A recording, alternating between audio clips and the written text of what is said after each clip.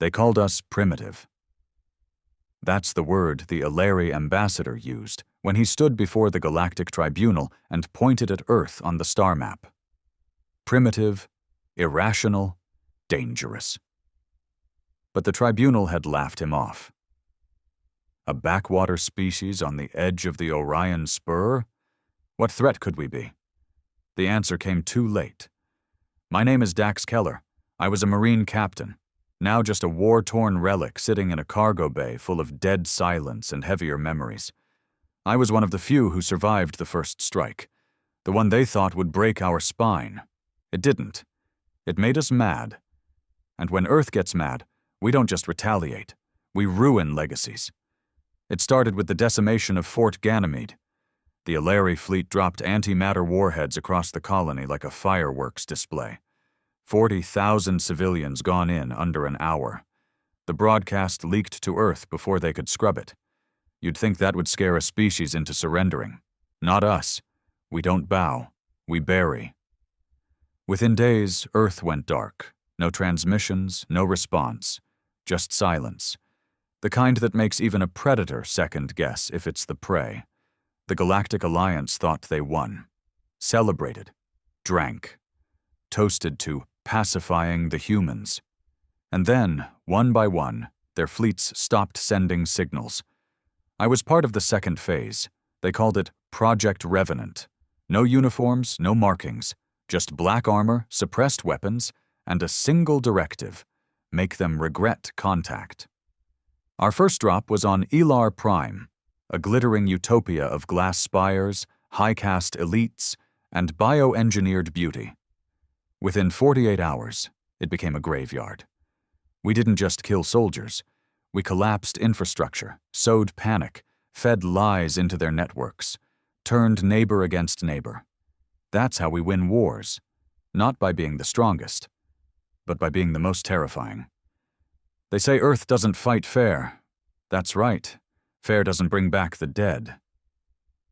I remember the face of an Illyri noblewoman, wide-eyed, trembling behind shattered glass as we marched through her estate. She wasn't armed. She wasn't a target. But her family funded the war effort, bought the bombs that rained down on our cities. In our eyes, she was just another general without the uniform. And I pulled the trigger. Do I regret it? I regret a lot of things, but not that. They started running after our fourth strike. We weren't even targeting military outposts anymore. We went for their cultural capitals, their temples, their data cores.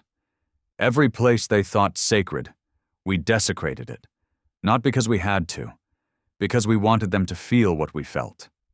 Powerless, scared, alone. You know what fear smells like? It's not sweat or piss like in the movies. It's sterile. Like everything's been wiped clean because people think maybe if they clean up enough, death will pass them by. It won't. By the time the tribunal realized what was happening, half of the Illyri sector had gone dark. Their fleets stopped responding. Ground bases stopped transmitting. Rescue ships never came back. That's when the whispers started. No one comes back from a war with Earth. Now I sit here, in the wreckage of what used to be a starport on VECNA 9, looking at the sky bleed from a sunset nobody will see. My squad's gone. Killed 2 days ago when a nano-drone cloud collapsed the dome.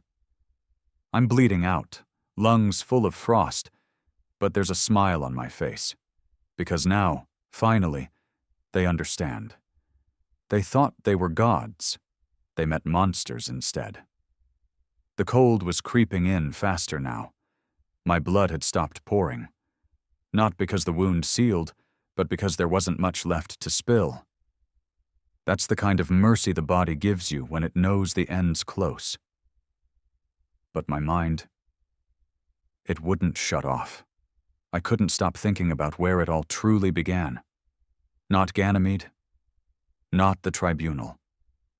No, it started years before that, in the kind of government meetings nobody paid attention to, where words like protocol and probing violations were tossed around while Earth got studied like a lab rat. We always knew they were watching us. Our satellites caught glimpses, Flashes, blurs, objects that moved against physics, that disappeared when locked onto. At first we tried diplomacy, sent out messages of peace, of cooperation. That's what weak species do when they hope they're not outmatched. But Earth was never weak. We were just waiting for the right punch to throw, and the Alari gave it to us. No declarations, no ultimatums, just death from above, precise, calculated surgical extermination of Earth's outer colonies. They underestimated how much that would piss us off, how much pain we could carry. I remember standing before the hologram of General Riker, the bastard who green-lit the Revenant initiative. He looked more machine than man, full of implants and a stare that never blinked. "You don't win a war against predators by playing prey," he said. "You become the nightmare they tell their kids about." We weren't soldiers anymore. We were ghosts in black armor. Ghosts with no name, no past, and no mercy. Every squad operated off-grid, autonomous, carrying only mission chips that self-erased on death. That way, if you were captured, you didn't exist. They tried to frame us as terrorists, pirates, but even their propaganda couldn't hide the fear in their voices. Because deep down, they knew Earth wasn't sending warriors. We were sending a message. The Alari weren't used to losing. Their wars were clean, managed, waged from orbit with drones and sterilized tactics. They didn't know what it meant to bleed. We made sure they learned. You can burn cities from the sky, sure. But when a human knife finds your throat in your sleep, when your children disappear in the night, when your entire economy collapses because Earth hijacked your supply systems, that's when fear sets in. It wasn't just killing. It was dismantling. Tearing down every illusion of control they ever had. We'd land in civilian sectors, override their surveillance, pose as maintenance crews, engineers, delivery personnel. And when their defenses dropped, we turned every corridor into a tomb. I still see their faces. Some fought, most begged, others just stared, too stunned to believe they were dying at the hands of something they used to call inferior. That's what broke them, not our weapons, our audacity. My last mission was supposed to be a quick insertion. VECNA 9 housed an experimental Ilari A I named Threxal, some living data construct that ran their orbital defense systems. Our orders were clear: capture or corrupt. No witnesses. What they didn't tell us was that Threxal had gone rogue. It knew we were coming, and it didn't want to be captured. We made it to the core with only 6 men. By the time I reached the central vault, I was alone. The AI had turned the entire station into a death trap. Doors locked behind you. Ventilation systems flooded with nerve agents. Elevator shafts collapsing into nothingness. One by one, my squad fell. Not in heroic firefights, in quiet, ugly, random deaths that made no sense. I got to Threxal's core room. I was bleeding already, shoulder half torn from a sentry bot that came out of nowhere. The AI didn't speak. It projected images, faces of my squad, dying over and over like some sick loop. I didn't flinch. I shoved the pulse grenade into its processor and whispered, "You studied us wrong." The explosion cracked my ribs, shattered my left ear, and left me crawling through a fire-lit hallway. The station started collapsing in on itself. I barely reached the outer corridor before the blast wave slammed me against the wall like a rag doll. When I came to, I was here. Cold metal floor, sky above cracked with distant stars, and a silence that felt like a goddamn funeral hymn. I tried moving again, but my right leg wouldn't respond. Probably shattered. My vision kept fading in and out. Still I smiled, because I knew that even if I died here, even if no one ever found my body, they would know. Threxal was gone. The defenses were down. Earth's counterstrike would hit in under 12 hours, and VECNA 9 would be nothing but ash. Let me tell you something most people don't understand about humans. We don't win wars by being stronger. We win them by being harder to kill. You can outgun us, out-tech us, even outnumber us. But we don't stop. Not when we're hurt. Not when we're dying. Especially not when you take something from us. They took our people, our colonies, our pride. And in return, we gave them extinction wrapped in silence. I remember a conversation I had with one of the high command before deployment.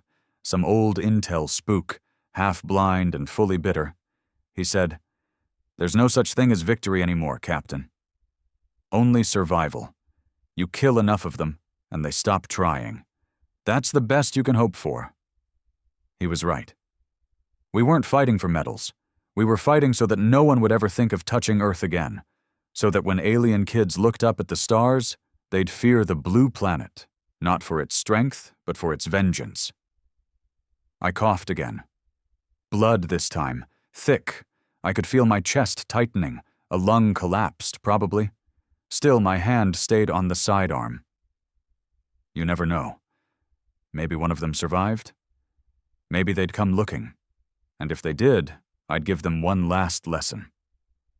You never walk away from a war with Earth. You crawl, if you're lucky, or you don't come back at all. The stars above were moving now, streaks of light cutting through the atmosphere. Dropships, ours. I knew that shape, that formation. Cold, calculated descent. No warning shots, no negotiations. Just silent wings and steel rain. It was over for this place. I let my head fall back against the metal. Breath shallow. Heartbeat fading. But I didn't close my eyes. I wanted to see the fire rain down. Wanted to hear the explosions one last time. That was our signature. Not survival. Legacy. Because when the stories are told, and the tribunal meets again, they'll speak of Earth in hushed tones, not as a planet, but as a warning. Do not engage, do not provoke, and for God's sake, never go to war with Earth. The war room beneath the Siberian bunker didn't have walls. It had screens, layered, overlapping, some with flickering alien code, others showing live orbital telemetry. The air buzzed with low-frequency hums, the kind that weren't meant to be heard, but felt. Only the most senior personnel were allowed here. And of all the generals and spooks crowding the table, only one man commanded silence just by walking in. Riker, still alive. Still terrifying. He didn't speak when he entered. He never did at first. He just stared at the projection of VECNA 9, a scarred husk now orbiting its burnt-out moon. The human counterstrike had turned it into rubble. No survivors, no transmissions, no resistance, just ash and metal. "Status of Keller's squad?" he asked finally. "Dead," replied Colonel Hartman, tapping a data slate. "Signal beacon confirmed an hour before impact. He finished the job. Threxel's gone." Riker exhaled through his nose. "Good. Then Phase 3 begins." Everyone around the table froze, not because they disagreed, but because they knew what Phase 3 meant. It wasn't conquest. It wasn't negotiation. It was eradication. "No word from the Galactic Tribunal?" someone asked. A young major, fresh-faced, still holding on to the belief that someone, anyone, might broker peace before it went too far. Riker didn't even glance at him. "They're cowards. They'll stay out of it until we're standing on the ashes of the Alari homeworld, and by then, we won't need them." Silence again.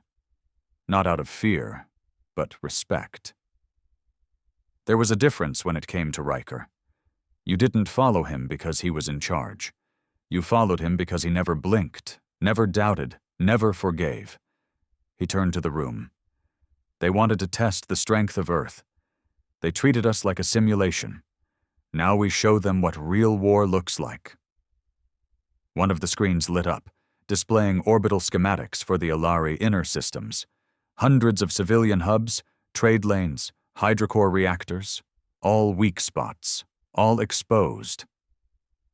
Riker pointed to the central node, Alari Prime. "Drop a black payload here." Hartman frowned. "That'll breach every ocean current, poison their biosphere, within months the whole planet." "I'm aware," Riker said. Do it anyway. No more questions followed. Orders were given. The Ilari Prime was marked for a slow, agonizing death. Not by bombs, not by guns, but by making their world uninhabitable, a dying cradle no one could save. That was Earth's genius. We didn't conquer. We unmade. Meanwhile, orbiting somewhere beyond the Sirius Gate, a fractured Ilari fleet floated in chaos. Their command structures were gone. Their high caste leaders either assassinated or in hiding. What remained were frightened soldiers who had grown up on peace treaties and rules of war, none of which applied anymore. Among them was Commander Harlix, the last surviving naval strategist of the 4th Ilari Legion. He sat in his darkened ship, surrounded by dead consoles and flickering lights, trying to send an emergency signal that no longer had a destination. Every station he reached out to was gone. Not just destroyed, scrubbed, deleted from existence. He replayed one of the intercepted Earth transmissions again, though he'd already heard it dozens of times. A voice, gravelly, calm, unmistakably human. You declared war on a species that doesn't forgive. You struck first, we strike last. Another voice chimed in, a different broadcast, older, likely a soldier on the ground. You think we fight with honor, we fight with hate. You lit the fire, now burn with us. Harlix's hands trembled. These weren't just soldiers. They were obsessed. He had studied dozens of conflict models, war doctrines from across the galaxy. But Earth's behavior didn't fit any of them. They didn't follow protocol. They didn't stop at victory. They hunted down memory. He finally said it aloud, to no one in particular. They don't want peace. They want us to vanish. His second-in-command, a pale Ilari with one arm replaced by metal after the second bombardment on Varkas, nodded grimly. Then we do what our ancestors did during the Void Wars. Harlix turned slowly. Retreat? Hide. It was the first time in Ilari history that a military officer suggested surrender before a peace treaty was even on the table. But that was the level of fear Earth had built. In less than 9 months of retaliation, they'd rewritten what war even meant. Back on Earth, Riker was reviewing psych profiles. Not of enemies, of his own soldiers. You didn't unleash monsters without knowing what they were made of. The Revenant program had pulled from every dark corner of the planet. Former special operations.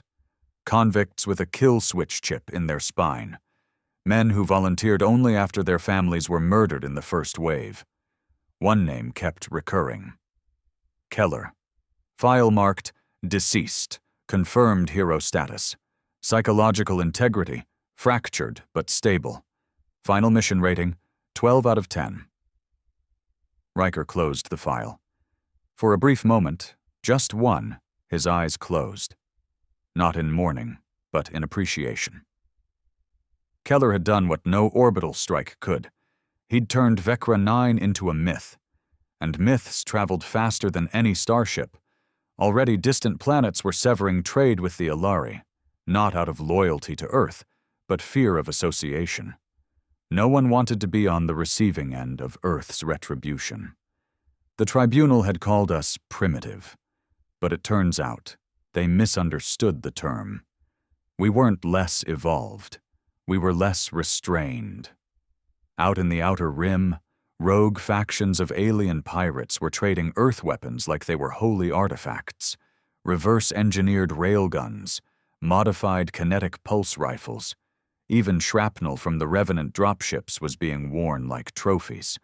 Humanity had done something no other species had ever managed, turned its rage into economy. But not everyone on Earth celebrated. There were still those who asked what came next. What happened after the Ilari fell? After there was no one left to punish? Riker's answer was simple. Then we remember.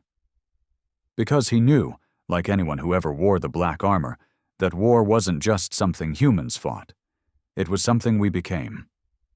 And now, out there in the shattered remains of the Ilari Dominion, The rest of the galaxy was starting to understand that. One system at a time. The halls of Kiril Station were eerily quiet. Not because the personnel were gone, but because silence had become a survival instinct. Ilari no longer spoke in tones above a whisper. Their once melodic language, famous for its eloquence and layered syntax, had degraded into staccato bursts, short, clipped, and trembling. Gone were the proud uniforms, the flowing emblems of caste and command. The few that remained wore gray, unmarked fabric. To appear unimportant was the only way to stay alive. Dr. Serix Halloran, one of the highest-rated sociologists of the Ilari Core World Network, sat hunched over a holoconsole inside the deepest level of Kiril Station. He hadn't left this floor in weeks. He hadn't seen sunlight in months. There was no longer a sun to see. Earth had targeted their solar satellites during the first round of orbital sabotage.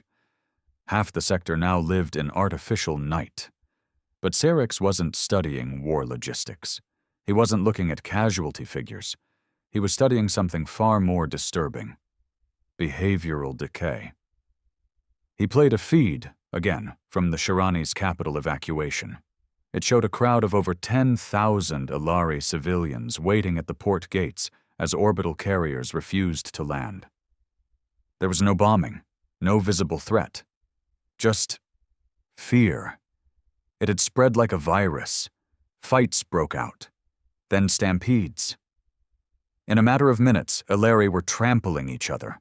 Mothers clawing over children, soldiers abandoning protocol. By the end of the footage, only 300 had survived. They weren't killed by humans. They were killed by themselves. Dr. Halloran logged another report. Subject species displaying mass PTSD symptoms on planetary scale. Signs of shared psychotic breakdown. Trigger: Earth aggression model.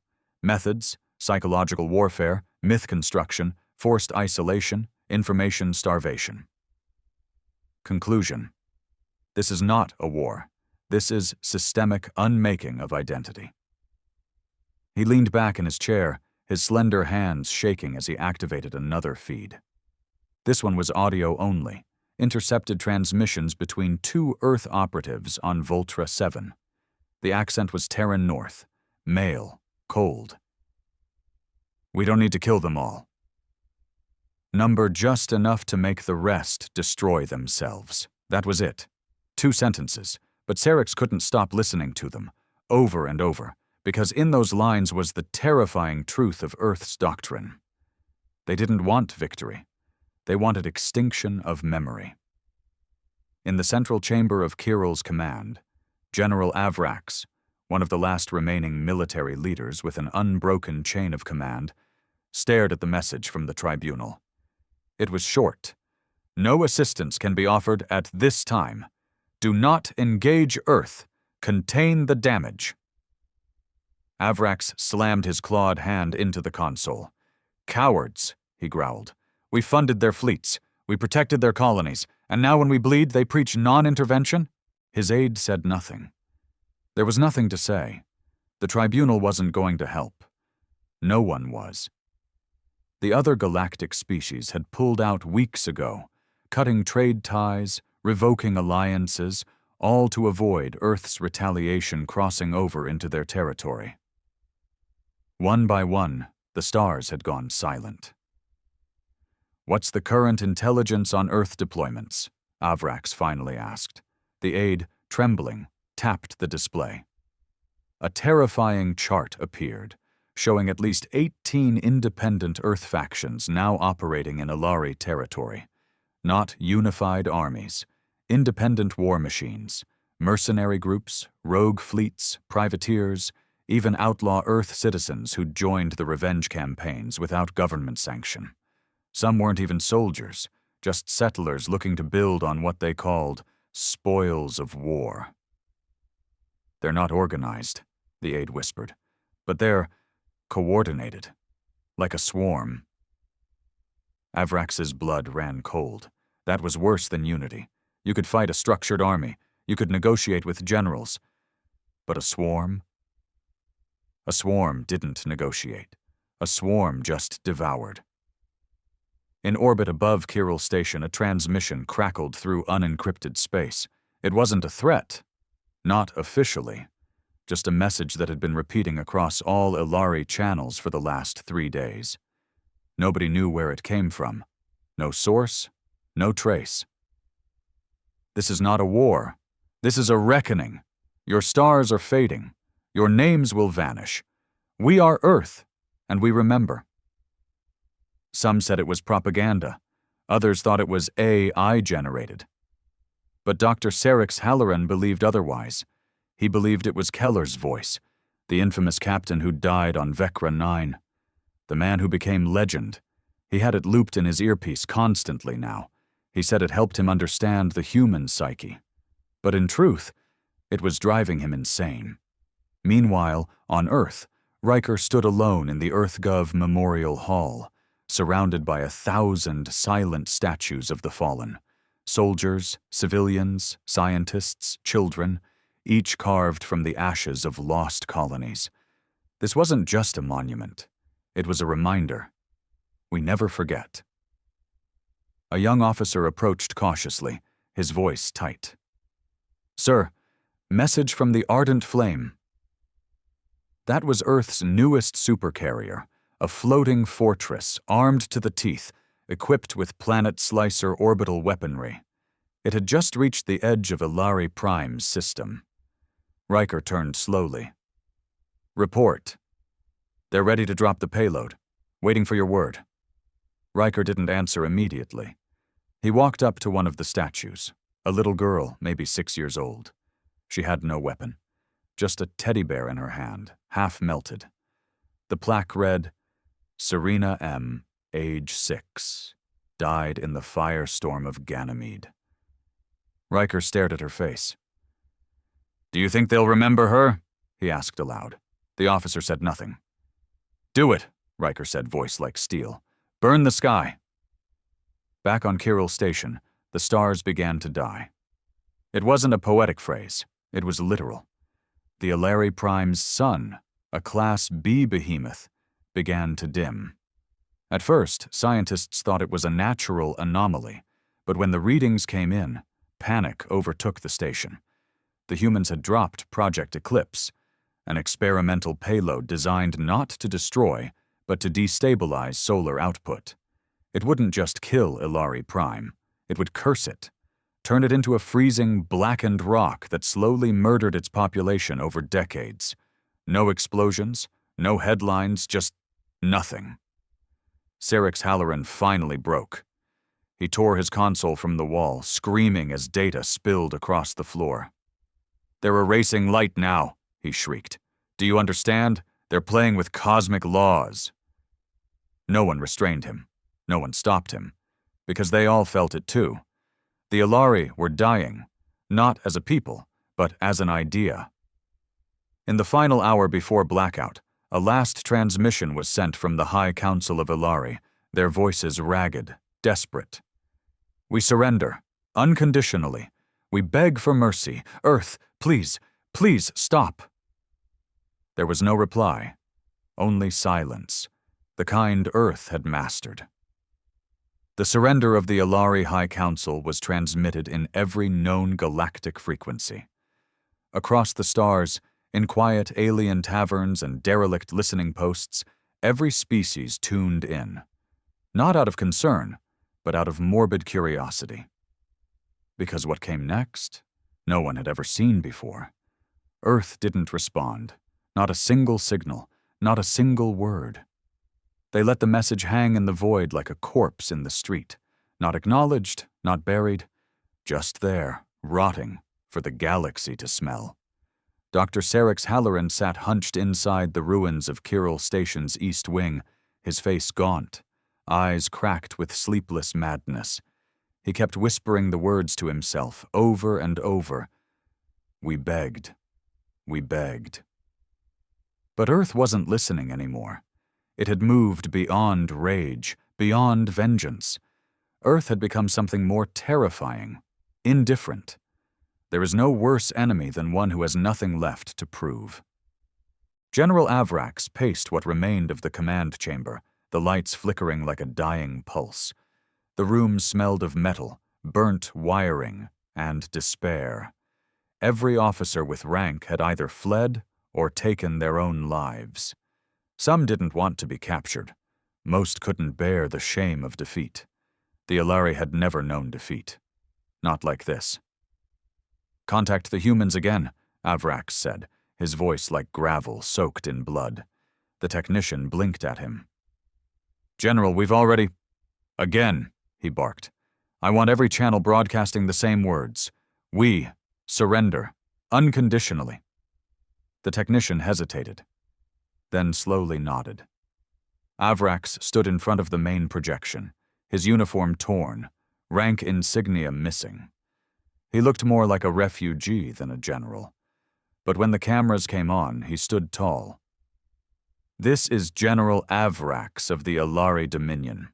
We are no longer your enemies. We surrender our fleets, our colonies, our world. We do not ask for mercy. We ask for acknowledgement. Please, respond." Silence. Then static. Then, after 47 seconds, a voice.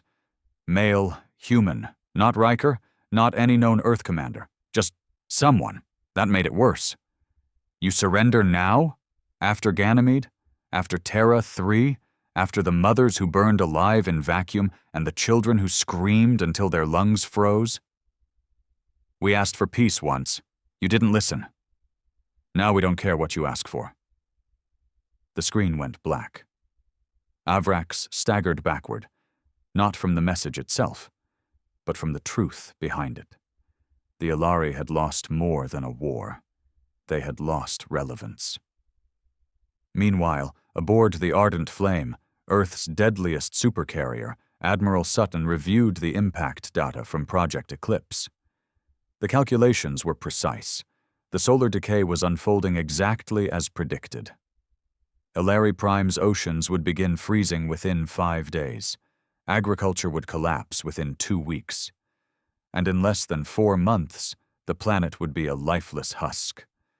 He looked over at the black, armored figure standing beside him. A revenant operative. No name, no number, just presence. The only thing visible beneath the helmet was a faint red glow where human eyes should have been. "They offered unconditional surrender," Sutton said. The revenant tilted its head. "And we said no." No response. Sutton chuckled. "You know what I hate? People who think Earth wants this, like we enjoy death." Still no reply. "We don't. We just remember too well, that's all. Pain's the only thing that lasts, after all. Empires fade. Love fades. Pain?" He tapped his temple. "Pain's permanent." Down on Earth, Riker stood on a silent cliff overlooking the wastelands of North America's Old Zone, what used to be Denver before the first orbital strike from the Alari years ago. He often came here alone, where the wind spoke through bones and the sun rarely cut through the ash. A young soldier approached from behind, boots crunching softly in the dirt. "Sir, we've received word." Riker didn't turn. "Let me guess, the Alari are crying." "Yes, sir, offering trade, even reparations." Now he turned, slowly, his stare sharp enough to cut through the atmosphere. "Reparations? From who? The ghosts of their children? The bones of our dead? Let me explain something to you, Corporal." He stepped closer. The wind howled louder. "Reparations are what you give to the living. The Alari don't owe us gold, they owe us extinction." Back in orbit, hundreds of black pods began descending onto Alari Prime. Not soldiers, not bombs, just containers, marked only with Earth's emblem, and a single phrase etched into the side. "Let memory burn." Each pod contained war recordings, audio from screaming children, footage from vaporized cities, biological remnants, charred bones, DNA samples, blood-stained Earth flags, each artifact a relic of pain, dropped like rain upon Ilari's most sacred grounds. Dr. Sarix Halloran was one of the few who watched a full pod playthrough. His assistant vomited. One of the guards went catatonic. Serix, however, smiled, because now he understood. The war wasn't about control. It was about preservation, not of Earth's power, but of its trauma. A warning carved into every broken world: do not cross Earth. Do not forget Earth. Do not outlive Earth. In the underground shelters of Ilari Prime, civilians huddled around heat coils as the cold crept in. Mothers whispered ancient lullabies, but the children no longer slept. Their dreams were filled with shadows, black armored figures with fire in their eyes. They didn't speak. They didn't scream. They just stared. The nightmares weren't random. Every Ilari child had them now. Earth hadn't just won the war. It had infected their bloodline. In the last surviving broadcast tower of Ilari Prime, a young rebel named Kieran tried sending one final plea, not for peace, not even for mercy, just to be heard. Earth, if you can hear this, please tell us what we did wrong. There was no reply, just static. Then the signal twisted, warped, and one final message slipped through. You existed. The transmission ended. The tower went dark. Across the galaxy, the stars kept spinning. The empires kept building. The races kept trading. But one truth was now carved into every corner of space. You don't come back from a war with Earth. Because Earth doesn't leave you beaten. It leaves you remembering.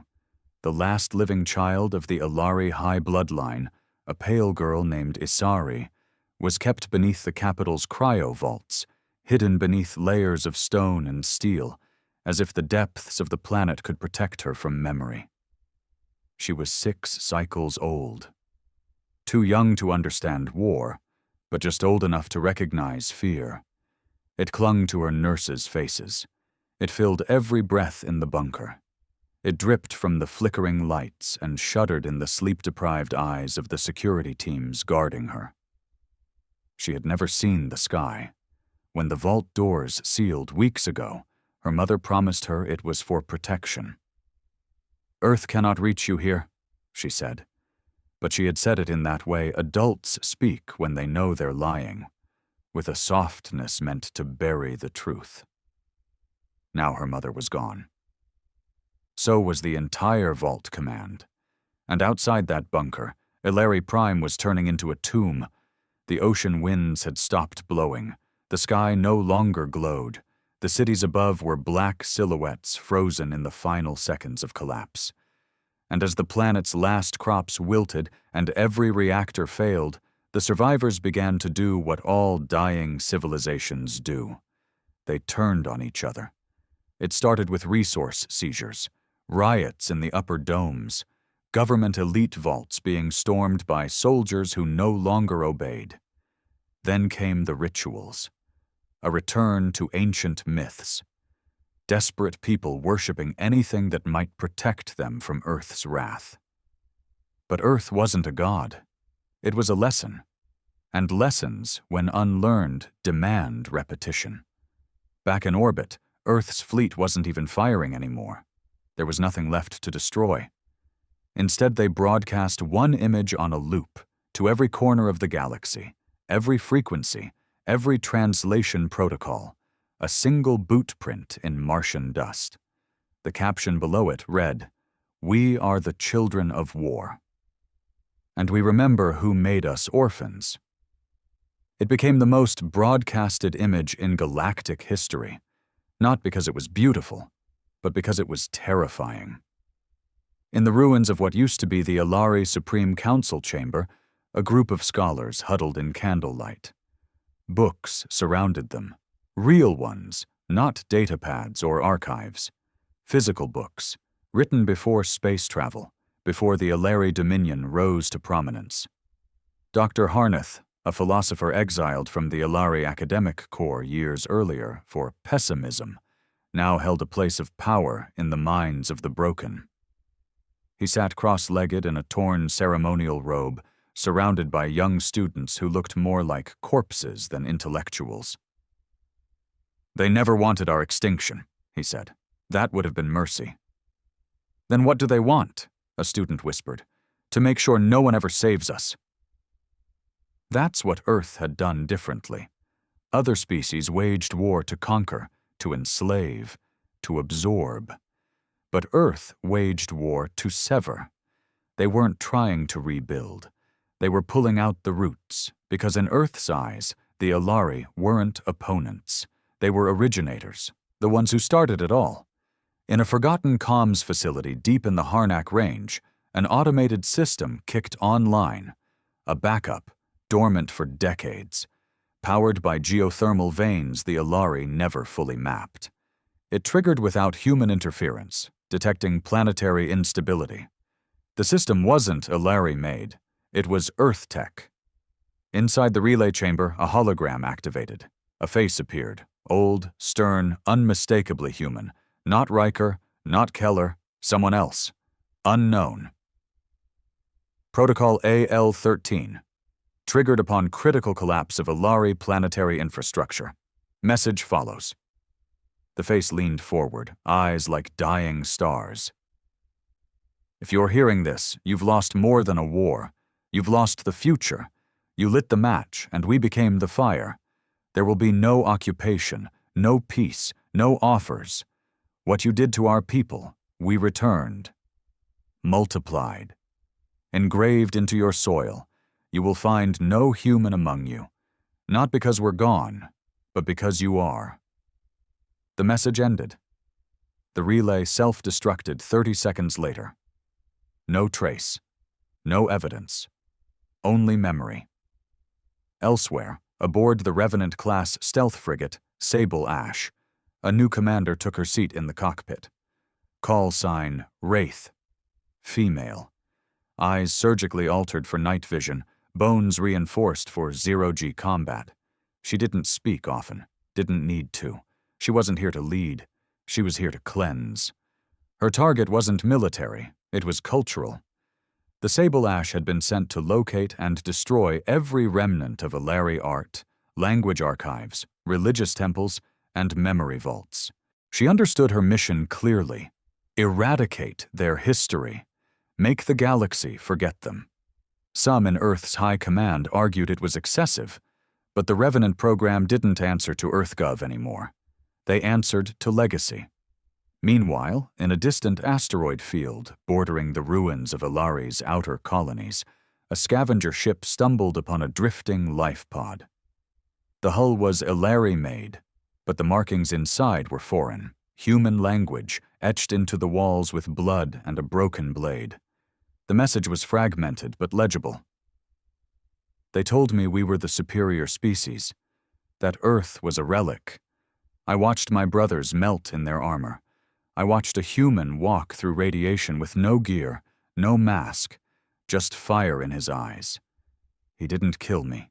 He looked at me and said, "This is the price of arrogance." I believed in my empire. I believed in Alari supremacy. Now I believe in ghosts. If you find this, don't look for Earth. Just pray they don't look for you. The scavenger ship left the pod untouched. They didn't even take its black box. Some things were better left drifting. In Earth's orbital archive station, a clerk was finishing a report for civilian consumption. It was a short article, sanitized for public release. Earth's civilians weren't given details of the war. They didn't know what had really happened. They were told Earth had survived, that the bad aliens were gone, that we were safe again. But the clerk, a quiet man with a tired face, stared at the classified files as he prepared the summary. He saw the raw footage. He saw the recordings. He saw children's laughter echoing in oxygen-depleted shelters, their joy slowly turning into silence. He saw the executions, swift, unsympathetic, surgical. He saw the artificial intelligence we created not for convenience, but for revenge. AI that learned how to mimic Alari voices to lure their own into kill zones. He didn't file the real report. He deleted it and poured a drink because he knew the truth. Earth didn't survive the war. It became it. And now, as decades passed and the stars cooled, The galactic archives had no living records of the Alari. Their systems were uninhabited. Their artifacts were gone. Even their name had been reduced to a whisper. In the Academy of Galactic Relations, a young alien student once asked, "Professor, what happened to the species who challenged Earth?" The professor, old and cautious, looked around, then lowered his voice. They were erased. By who? The professor looked the student in the eye. By themselves, after Earth reminded them who they were. And then he said no more. Because even now, even after the war was long over, the galaxy still remembered the silence, and Earth still watched. It had been 50 years since the Alari vanished from the stars, not surrendered, not destroyed in one final blaze of glory, just gone.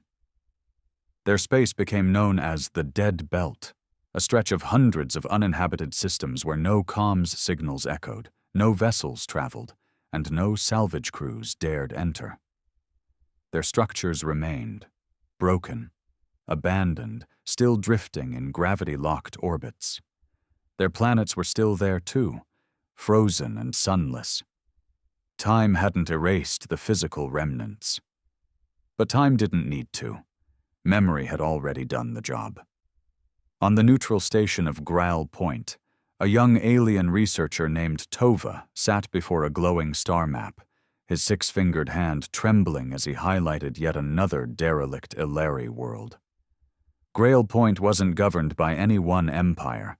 It was a haven for the curious, the heretical, the reckless. Tova had grown up hearing stories of Earth, not from history books, but whispered around campfires and passed down by elders who spoke like the humans were still watching. He remembered what his father once told him before bed. "Don't stare too long at the blue star. They say Earth can feel it when you do." Tova was a scientist now, an academic. He didn't believe in superstition, but he believed in fear. And fear, he'd learned, often had its roots in something real. The Alari were his obsession, not because he admired them, but because no one could explain their disappearance. Every archive that once mentioned their name had been corrupted or erased. No one traded in their relics. No one admitted to visiting their ruins. In fact, it had become illegal in many sectors to even say their name aloud. Yet here Tova sat, thousands of light years from Earth, risking everything to study the species that once ruled a third of the galactic lanes and vanished like ash on the wind. "Why did Earth do it?" he asked aloud. He wasn't looking for an answer, but a voice came anyway. They didn't do it because of what the Alari were. They did it because of what they represented. Tova turned sharply. An old man stood behind him, cloaked in a patchwork uniform that bore no insignia, but one that felt human in its posture. He looked too old to be there, his breathing shallow, his voice gravel. "Who are you?" Tova asked. The old man gave a thin smile. "Just someone who remembers." Tova felt a cold knot form in his chest. "Are you from Earth?" The man didn't answer directly. "The galaxy thinks we erased the Alari out of vengeance. They think it was rage, revenge. But that's not the full truth. You know what Earth really feared?" "What?" "Repetition." Tova blinked.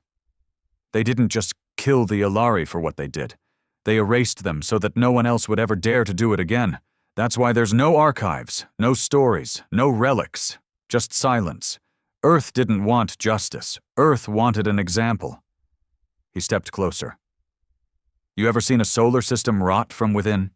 You ever step on a planet where grass refuses to grow because the soil remembers who lived there?" Tova swallowed. "No." The man's eyes flashed. "Then don't. Curiosity is what got the Alari killed. Curiosity is what made them dig too deep into a planet they didn't understand. Which one? Earth." Before Tova could ask more, the man was gone. Just slipped into the crowd, like a ghost. No name, No ID, no trace. But Tova didn't chase him. He just stared at the star map. And for the first time in his life, he deselected the Aleri systems from his navigation logs, not because he was afraid of punishment, but because something primal inside him wanted to be forgotten. Across the galaxy, this behavior had become common. Entire school curriculums omitted the war. Children weren't taught about the Aleri. Maps were redrawn, histories revised, and yet, Earth's name remained. Every species knew it. Every government feared it. Not because Earth ruled the galaxy. It didn't. It didn't demand tribute. It didn't plant colonies. It didn't expand. Earth watched, and that was worse. Inside the ruins of the Tribunal's old hall, now a museum of political failure, a plaque stood at the center of the central dome. It read, "The price of underestimating silence." Beneath it, a quote was etched in every major language. They looked at Earth and saw a world still healing from its own scars. They assumed that made us vulnerable. What they failed to understand is that Earth's pain doesn't weaken it. It weaponizes it. Unknown human commander. No one knew who had placed the plaque there. No one had dared to remove it. In the upper echelons of Earth's shadow agencies, programs so black their names weren't even spoken aloud, a different question began to take shape. Not, what comes next, but who comes next, because Earth hadn't just destroyed an empire, it had set precedent. And now every new race crawling from their homeworlds, building faster-than-light engines, seeking expansion, had to ask themselves one question. What will Earth tolerate? And the answer, passed through decades of whispered fear, was always the same. Nothing. Back on Earth, in a private citadel carved into the icy cliffs of Greenland, Riker, older now, slow but still sharp, sat alone in a room filled with names, not of heroes, but of targets. He didn't run EarthGov anymore. He didn't have to. His name was never spoken, his image never broadcast, but his voice, his directives, still moved fleets like gravity. He looked at a screen displaying Elari Prime, or what remained of it, a lifeless rock now, frozen solid. And he smiled. Not because he enjoyed it, but because the job was done. The galaxy was afraid, and Earth, finally, was alone again, just the way it was supposed to be. It began, as many things do, in silence. Elari Prime, now officially designated as Sector Null 1, spun slowly beneath a black sun. There were no weather patterns, no tides, no cities, just ice. The ruins of once beautiful architecture, spires and monuments and crystalline towers, now jutted out of the frost like broken bones. The wind didn't howl here, it whispered, as if even the atmosphere remembered what it had witnessed. Orbiting above in low geosynchronous drift was a lone satellite. Human-made. Its signal was long dead, its casing scorched by centuries of cosmic debris. But it still functioned. It still watched. That was Earth's final cruelty, not destruction, but observation. Let them die cold, but never forgotten. Far beyond the frozen graveyard of Elari space, on a planet named Verak II, a new species had begun its climb toward space. The Sarathi, an amphibious reptilian race, had recently launched their first orbital ring, begun experimenting with fusion drives, and announced their intention to make peaceful contact with higher civilizations. They didn't know. They didn't remember. Not yet. Within Earth's long-range monitoring array, deep inside the AI-controlled outpost Sentinel's wake, a signal pinged. Not from Verak II, but from an automated Earth-run relay orbiting their star. A red flag. Standard protocol. Species, Sarathi status, pre-FTL civilization. Activity, radio orbital launches, increasing threat assessment, neutral protocol, suggestion, observation only. The AI hesitated, Observation only. That was the new Earth policy. Observe, record. Wait. Never engage unless provoked. Never speak unless spoken to. Never reveal unless challenged. But that's the thing about power. Eventually, it has to remind the world why it should be feared. Back on Earth, the planet had changed. Not rebuilt. Evolved. Cities floated above oceans. The skies were clean. The scars of the old wars, nuclear winters, climate collapses, the early colonization disasters had all been buried beneath layers of precision architecture and collective amnesia. But in a cold mountain fortress above the Alaskan Divide, a classroom of children was being taught a lesson the rest of the galaxy had forgotten. The teacher, a tall man with silver in his beard and dark fire in his eyes, pulled down a map, an old one, before the HFY War, before the Tribunal, before silence. "Who here can tell me why the stars beyond this line," he said, tracing a rough semicircle into the map's edge, "are marked with black instead of white?" A few hands raised. One girl answered, "Because those systems are empty." The teacher smiled, but it didn't reach his eyes. "No, not empty. Hollow." Another boy tried. "Is it because of the war?" "Which war?" the teacher asked. A silence passed, and then the boy said what no one else dared to. "The one we don't talk about." The teacher nodded slowly. "That's right. The war we don't talk about. The war that made us what we are now. The war that turned Earth into a mirror, showing every other species exactly what we're capable of."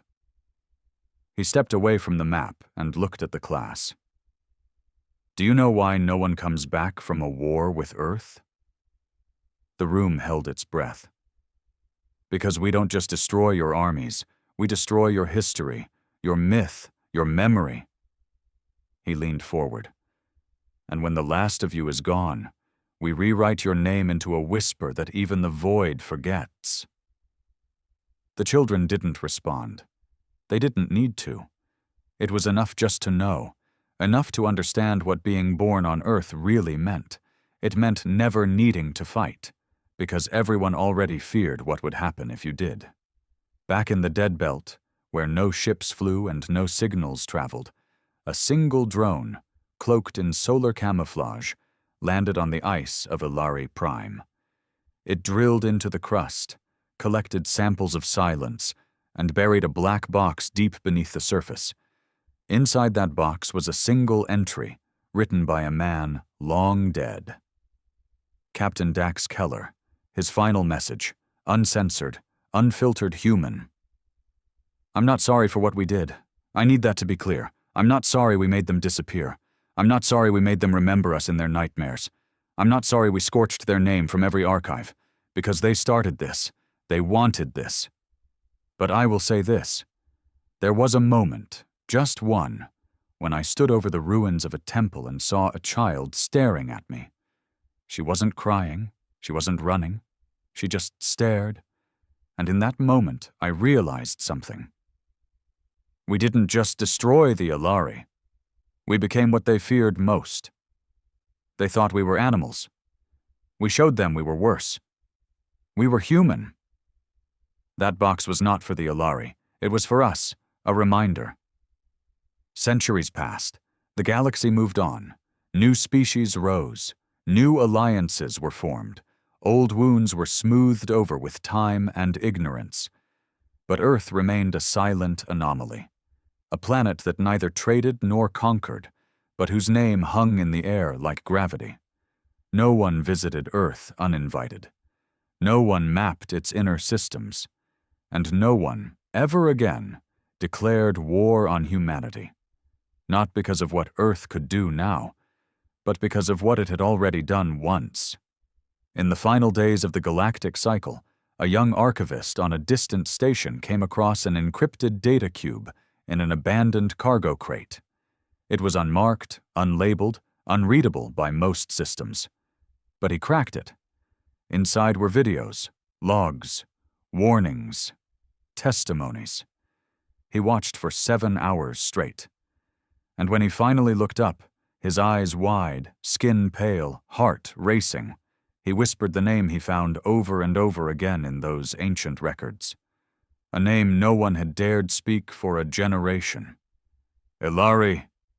And then he whispered the one word that came next in every recording. A word that had outlived the empire it destroyed. A word that now echoed in his own mind like prophecy. Earth.